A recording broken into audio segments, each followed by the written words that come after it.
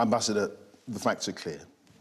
Thousands of people have been killed in this war so far. 14 million people have had to leave their homes since Russia decided to invade Ukraine. Why did Russia start this war?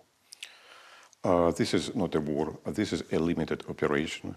And I have to say the reasoning, which probably is not popular here in media in Great Britain, because you are presenting only one side of the story, and I have now to speak about the other side of the story, and I would appreciate very much that it will be heard. So by now events are going on in the east, southeast of Ukraine, and this is clear that during 8 years after nationalistic government has come to power in Kiev, they have built a fortress over there, a fortress in which best of Ukrainian forces are now concentrated.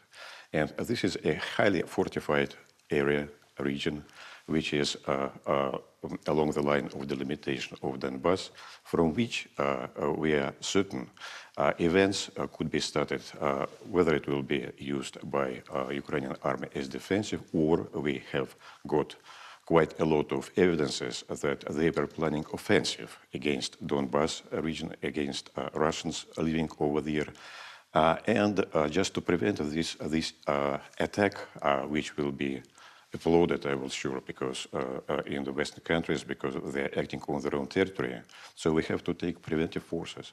As President Putin has said, we have had no other way but to do this.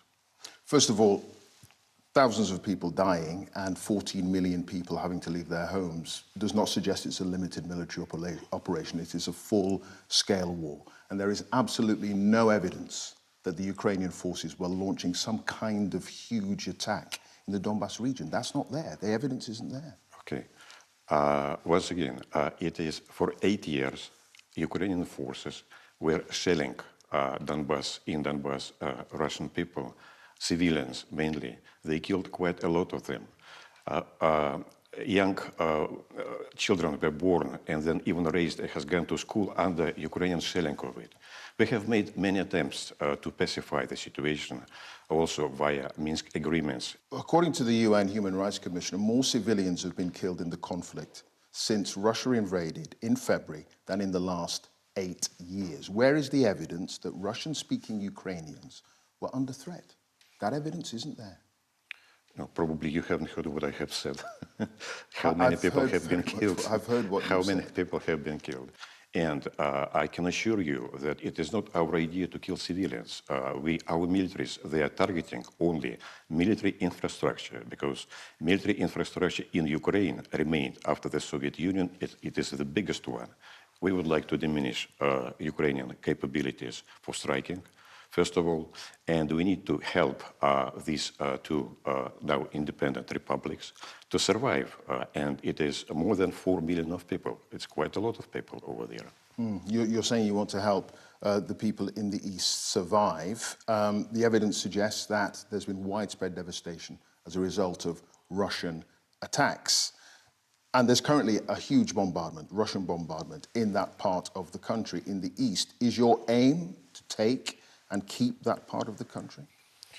Our aim, as it has been formulated, is to help now to these republics to survive. But be sure that we are going to assist and to help of rebuilding of that. We have no other mean at the moment, because the fortress, the Ukrainian troops, they are taking the civilian targets, they are using the buildings to put artillery in it and tanks underneath. So they are mainly hiding among the buildings in the settlements, in the villages and small towns. It's a very difficult job for our professional forces to seize this building one by one. After that, have you given up on Kiev and focusing your war in the East? It's a good question. None of our leaders, neither president or the others, has ever said that we would like to seize Kiev. And I don't believe that it is possible to seize Kiev or to occupy Kiev. It's a big city. It will be linked. You did have troops. You did have troops on the way to Kiev. I was there at the time. Yes, we did have troops, but not for seizure of Kiev. So why were they there? I'm not a military person. I'm a diplomat for 40 years. But even I do understand if you would like to do something, then on one front, then you have to do some different things on the other front, just to stretch. Okay, so you have given up on Just Kyiv. to There will be stretch. no attacks on the capital. We didn't have a goal of seizing Kyiv at the initial stage of the operation, and I don't believe that that's a possibility. Okay, you've talked about Russian forces not targeting civilian areas. You've talked about them being professional and waging this war in a professional manner. I'd like you to have a look at the CCTV footage here, which shows 2 Russian soldiers at a building in Ukraine taking aim at 2 civilians walking away from them. No, They're walking away. If I had, what iPad, I could also. If I had iPad, I would be eager to show you that every day Ukrainian forces are shelling innocent civilians in Donbass cities, towns, and villages, and we have. These men, sir, are walking away from the soldiers. Yeah. You can see it there. They are shot and they are killed. Is this how Russia is conducting this war?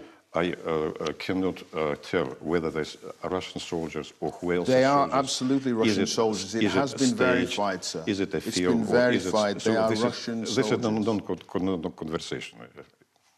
Non-conversation. You are showing me something, probably a piece of a film, or a piece of a game, or a joke, or whatever. It's computer games, and telling me, let's see what it is. CCTV footage from a building that has been corroborated. The 2 soldiers took aim at 2 people walking away from them and shot them dead. They then went into the building, and the CCTV shows them taking off their uniforms, wiping down the sweat from underneath their arms, and taking drinks that were in the building and looting food. Once again, is that how Russian troops are we having an interview with you, or you would like to express your ideas? Please. I have expressed the question, which is that how Russian troops are conducting this war? No, you did express your point of view. I did express my point of view, and I can assure you that I pursue very attentively what's going on in the east of Ukraine. Okay. Let's go to the town of Bucha, which has become synonymous around the world with the crimes that many people point to of the Russian military. Can you explain why civilians have been shot in cold blood in the streets of Bucha? And these are photographs that suggest exactly what happened, sir. This photograph on the left was taken in late February before Russian troops entered the town. This photograph here is on the 19th of March, after Russian troops were just after Russian troops were about to leave. And that is the result, dead bodies in the street. Again, sir, I'll ask you one more time. Is this how Russian troops are supposed to conduct this war? Because the evidence suggests that they're committing war crimes, sir. If you are really interested in this issue, then you should understand that after Russian troops has left Bucha, for 3 days, no one has found any troops, any bodies on the streets. And there are a lot of evidence of that. After 3 days, someone has come and discovered some bodies. Besides, can you imagine that professional troops, as Russian troops, they will step over the bodies of someone during weeks and just leaving them behind? For what? For next provocation, just to be done when someone is coming. I cannot believe it, frankly speaking. This is very unprofessional. The BBC has verified the footage, and I have been to Bucha. I have seen the verification. I have spoken to some of the residents, local people, who heard the gunshots, and they corroborate each other's story independently. And I went to Yablunska Street, and I spoke to people in the neighboring street, and they heard the gunshots in a nearby school, in a couple of other buildings, and in Yablunska Street, which is where these pictures come from.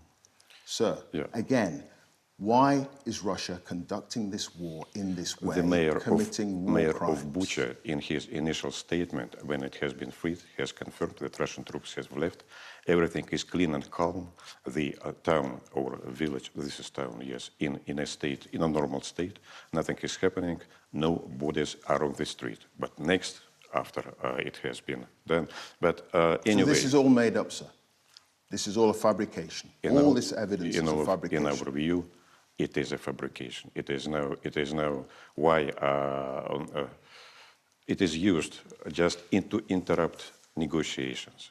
There were, at the beginning of the conflict, we have had a very good negotiations start. And Ukrainian, they have had a constructive position. But then something changed.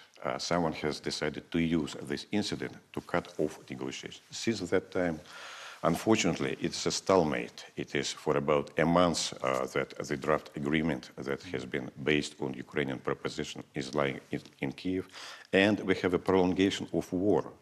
And what we have from London, it is not the desire to finalize it or to negotiate it. We hear every day new appeals to send more weapons to Ukraine, to fight until the last Ukrainian soldier, to continue the conflict, and no negotiate until Russia will be beaten.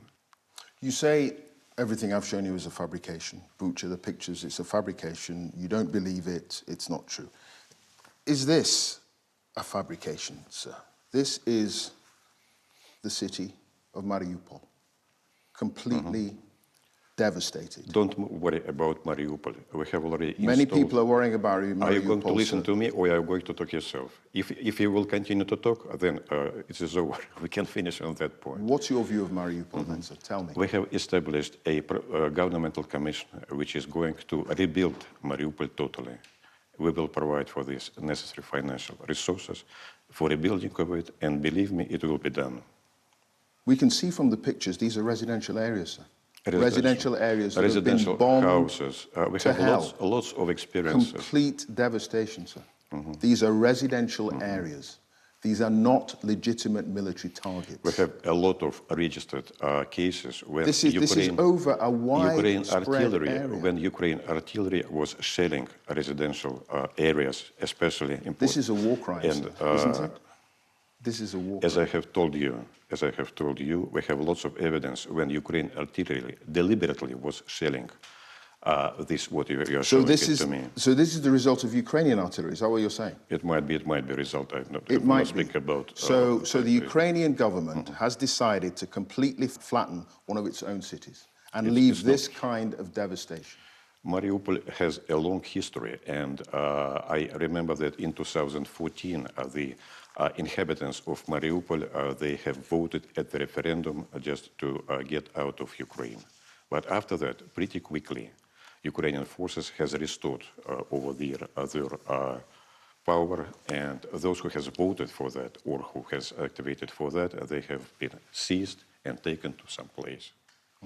I've tried to provide. Mariupol is a part of Donetsk Republic. Of what is happening, and you won't accept this clear evidence that I've offered today. I do accept that Mariupol is destroyed by fighting. But you won't accept that it's the result of Russian forces? No, it can be both, because this is a fight. This is fight. So there is a possibility in your mind that Russia is responsible for all this?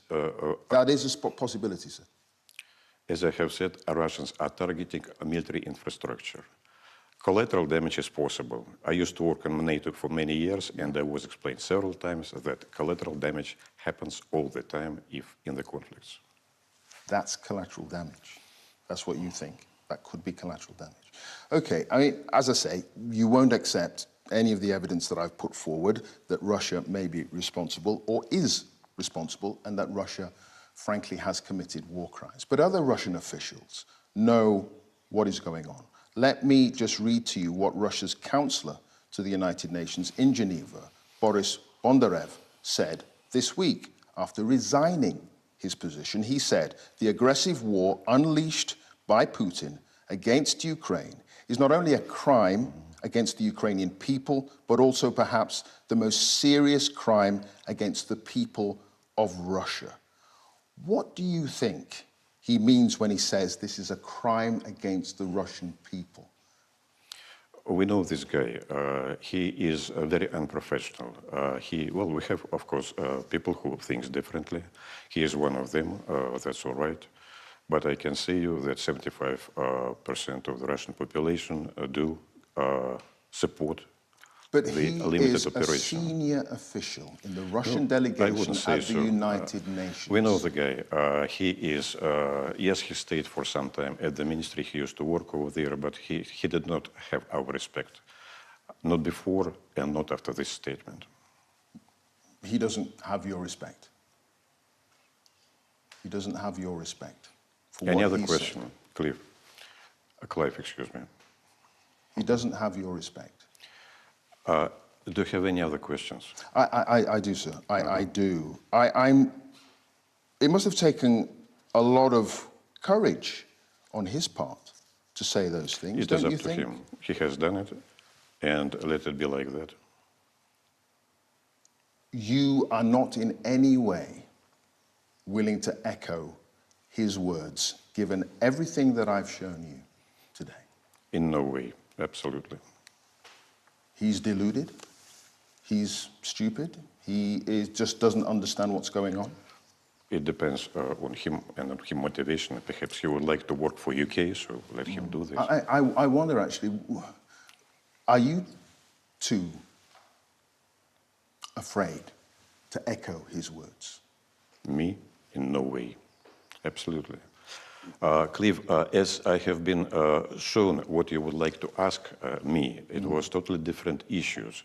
If you are only interested to provoke me to something or I'm genuinely not here to to provoke you, sir. some, I'm genuinely not here to provoke it is you. not about that. I'm simply then putting it will be our last points of view. I'm simply putting other points we can finish of view. on this I point. mean, there is the suggestion from our Foreign Secretary, Liz Truss, that this war will not end until Vladimir Putin and Russian forces, his forces, leave Ukraine in its She's very belligerent. Your Minister of Foreign Affairs, Mrs. Liz Truss, she is neither a professional military man or she's not for a long time at this position, but she is very belligerent.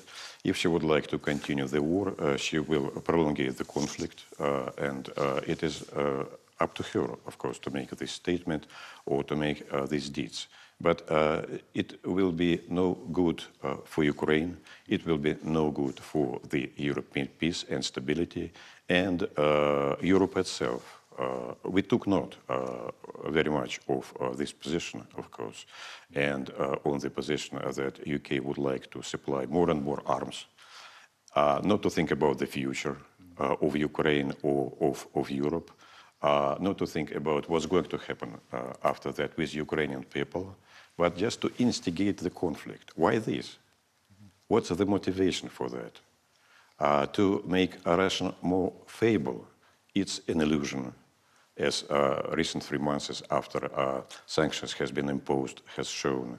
Our economy has been not toppled down. Okay, inflation rate will be in Russia this year about 15%.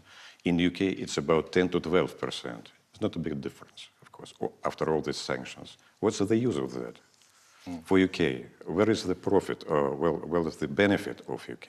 Well, threats have been made towards the West as a result of Vladimir Putin's invasion. Dmitry Kiselyov, who runs Russia one of the largest TV stations in the country, he said on air recently that one Russian nuclear missile could plunge Britain into the depths of the sea and turn whatever may be left of them into a radioactive desert. Do you believe President Putin would be willing to launch a nuclear attack on Britain? No, I don't believe that. Dmitry Kiselyov, he's a journalist. He is like you, is trying to find something juicy and to put it on the television and to make it loud statement about that. He's done it, like you also tried to instigate me to. Do you believe then? But it instigated a discussion. Okay. It instigated a discussion and provoked a discussion. You say that there will not be a nuclear attack on the UK. Do you believe that there could be the use of a tactical nuclear weapon in the war in Ukraine? No.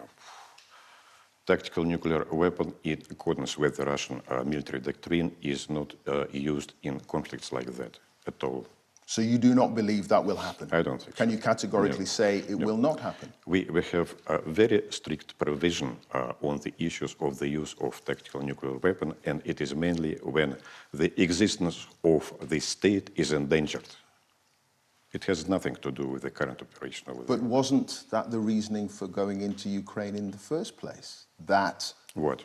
You said to me at the beginning of this conversation that the suggestion was that Ukraine was building up its forces to launch an attack in the east. Yes, and we will deal it with conventional operation, limited conventional operation. Perhaps you have noticed that we do not increase number of our forces over there. We believe that it is sufficient to deal with the situation.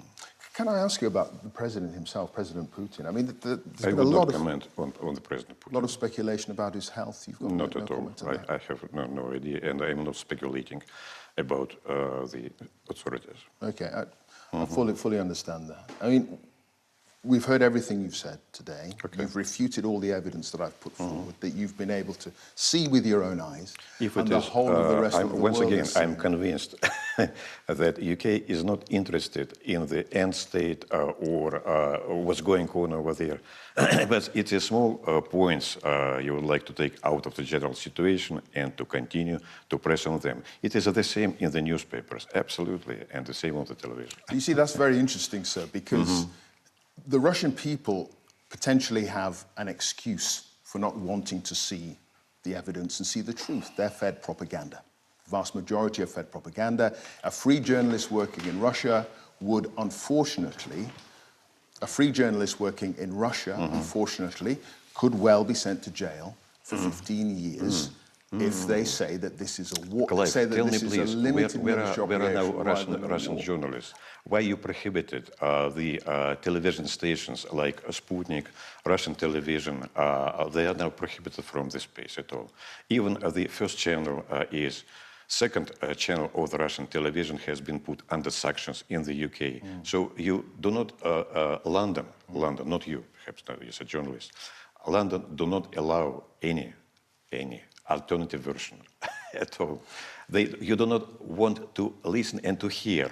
As your representatives in the international organizations, they are now not to hear the Russian diplomats. They are running out of the halls. We've been trying to work out what the story is, both sides of the argument. I've been to Ukraine 3 times. I've reported on the story. You have been and only for 2 weeks in Kiev. You have been here, and you have no excuse because you have access to the world's media and how the whole of the rest of the world is reporting this story, and not just the propaganda. What I would suggest, because we are talking with you for about half an hour, it is quite long. I'm not sure what will remain during the footage on Sunday.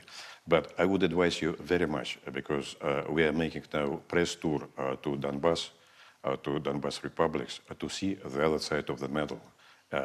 And press tour to Mariupol, by the way, it was recently, I'm not sure when, but I think it's a couple of weeks ago.